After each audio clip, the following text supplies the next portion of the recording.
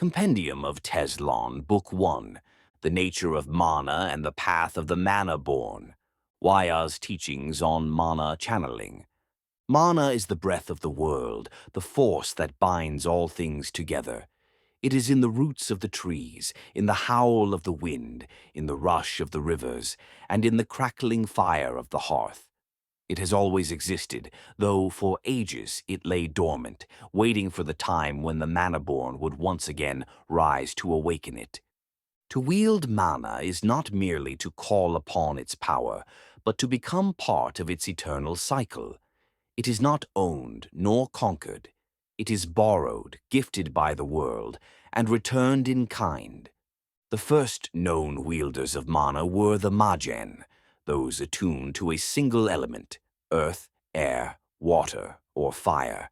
They were the first Manaborn, chosen by fate to guide their people with their gifts. As time passed, some learned to merge their elements, and thus the Tajaan were born, channeling two elements in harmony. Then came the Tajaan, rare individuals who could master all four primary elements, wielding their power with great wisdom. But above them all stood the Tajaan, the true avatars of mana, those who could channel all four elements at once, seamlessly flowing between them as though they were an extension of their own soul. To become Manaborn is a sacred awakening. It is a process that begins within as mana stirs in a person's soul, marking them as something more.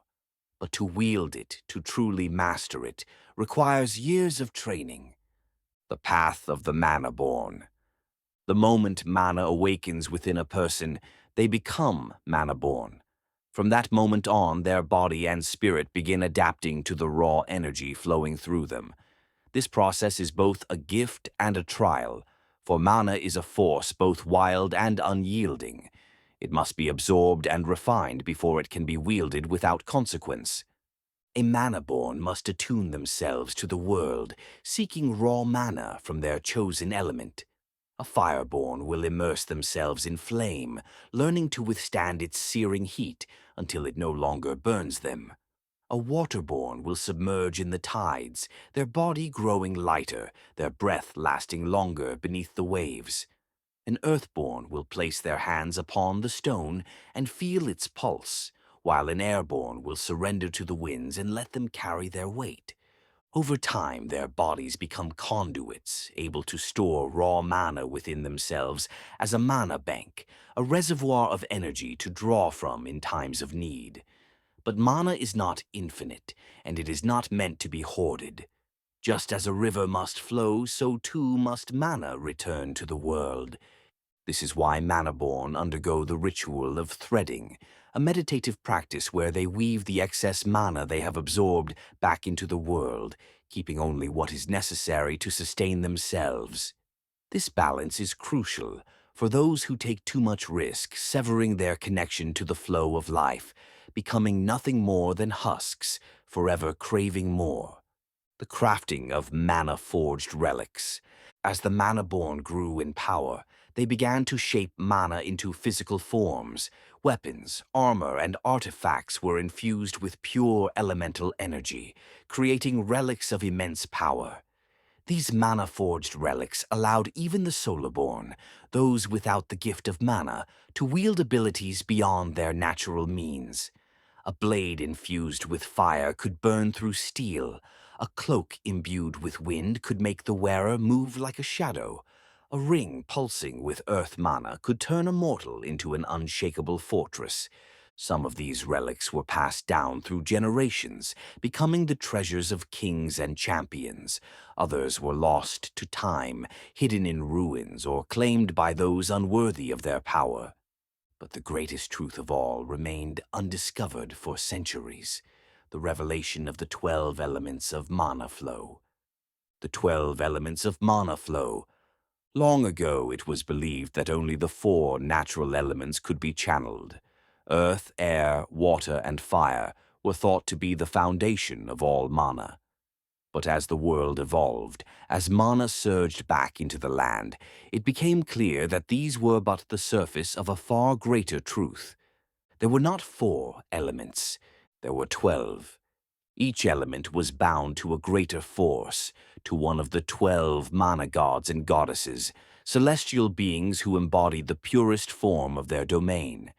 Each of these elements follows a structured path, a lesser form where the wielder first learns control, an advanced form where elemental summons are born, an ultimate avatar form where the Manaborn becomes one with their element, a living force of its power.